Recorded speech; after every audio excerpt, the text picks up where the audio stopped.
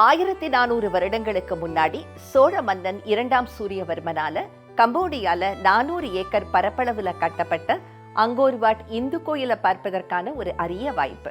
Senior சிட்டிசன்ஸ்க்கான பிரத்யேக tour நடத்துற தர்ஷன் சலோ நிறுவனம் இந்த பயணத்தை ஏற்பாடு செய்யறாங்க. நவம்பர் 23லேருந்து 29ஆம் தேதி வரைக்கும் இந்த டூர்ல நான் உங்க கூடவே வரப்போறேன்.